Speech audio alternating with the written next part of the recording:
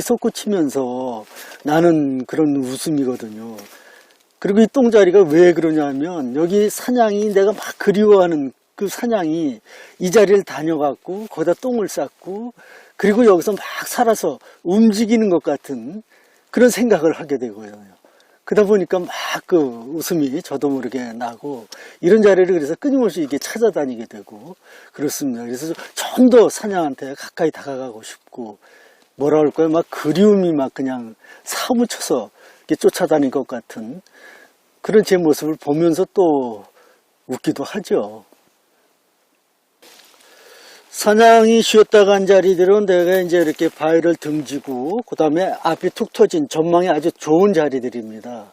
대부분이 이제 그런 자리들인데 왜냐하면 그 앞에 천적이 다가오는 것을 쉽게 알아볼 수 있는 그런 자리가 아닌가 그렇게 여겨지고요. 또 하나는 겨울철 같은 때는 그 앞이 터짐으로 해서 또 햇빛들이 좀 잘 들고 따뜻한 그런 자리들이 대부분 그 사냥들이 쉬었다 간 흔적들이 남아있는 것을 볼 수 있습니다. 무인 카메라에 찍힌 어린 사냥입니다.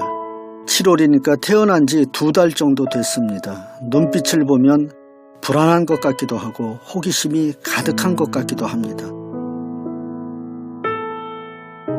이 녀석들은 어미를 따라다니면서 2년이나 2년 반쯤 살아가는 지혜를 배우고 독립하게 됩니다.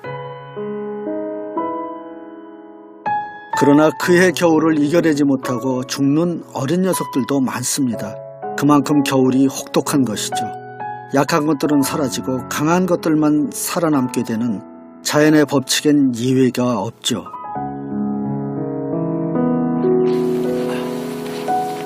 저도 이제 잠자리 마련을 서둘러야겠습니다.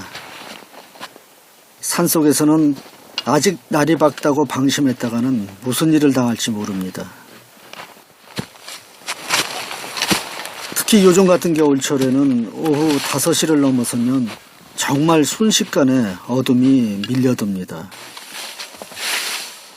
기온도 믿을 수 없는 속도로 떨어지고요. 온종일 산을 헤맸더니 허기가 밀려듭니다. 식사 준비를 할 건 특별히 없습니다. 15년 전부터 생식을 해온 터라 곡식 가루를 물에 타먹는 게 전부입니다. 본격적으로 산에 들어가기 시작하면서 선택한 방법입니다.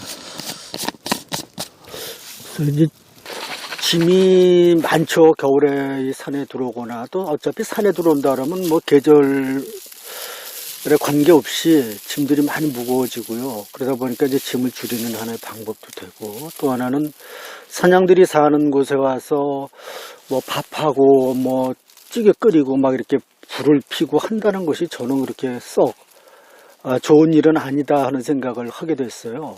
그래서 좀 더 은밀하게 조용하게 그 사냥들이 사는 데 들어가고 거기에서 내가 지내고 나올 수 있는 방법 그런 것들을 이제 고민하다 보니까 생식으로 이제 이거 바꿨죠. 1년 중 절반을 산에서 지내다 보니 자연히 비박을 하게 됩니다. 비박이란 천막을 치지 않고 바위 밑이나 눈구덩이 등을 이용해 간단한 야영을 하는 것을 말하죠. 겨울에는 이제 해가 짧기 때문에 하루에 조사를 마칠 수가 없어요. 그래서 사냥 조사를 들어오면 보통 뭐 짧게는 이틀, 그렇지 않으면 3, 4일씩도 뭐 길게는 일주일도 막 이렇게 산에서 지낼 때가 있거든요.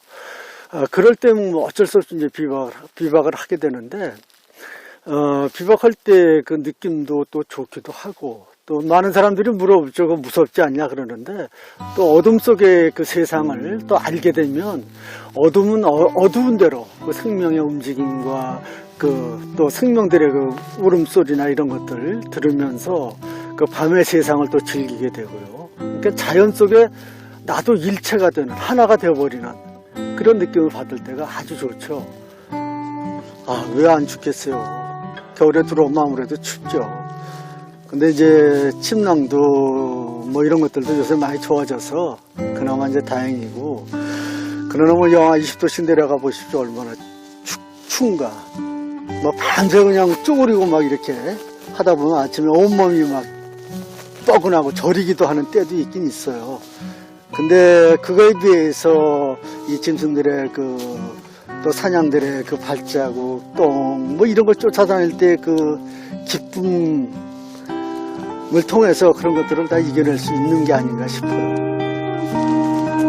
사냥이 누웠던 자리에 누워서 생각해 봅니다. 산은 우리에게 어떠한 존재인가? 무엇인가? 산과 우리는 어떤 관계인가? 사냥은 어떠한 존재인가? 야생동물과 우리는 지금 어떤 관계를 맺고 있는가?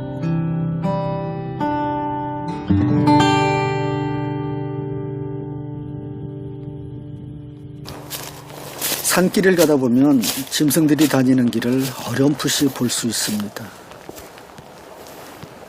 이 길을 따라가면 산짐승을 만날까요? 뭘 만날까요?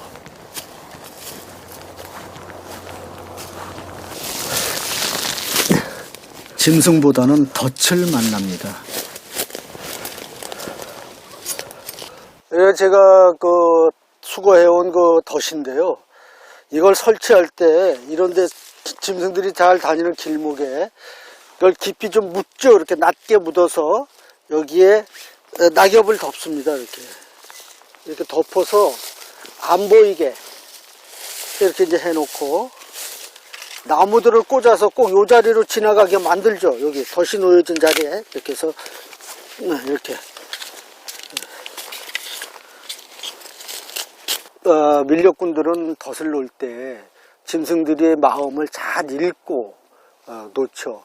언제 어느 때 어느 길로 다니는지를 보고 거기다가 덫을 놓고 여길 밟으면 발목이 덫에 걸려서 죽을 때까지 그 엄청난 고통 속에 시달리다가 죽게 되죠. 바로 이렇게 이제 걸리는 거죠. 이렇게 해서 걸리게 되죠. 부러졌네, 나무도. 짐승의 발을 꽉 물고 놓지 않는 거죠. 그래서 죽을 때까지 매달려 있게 됩니다. 이 덫을 놓을 때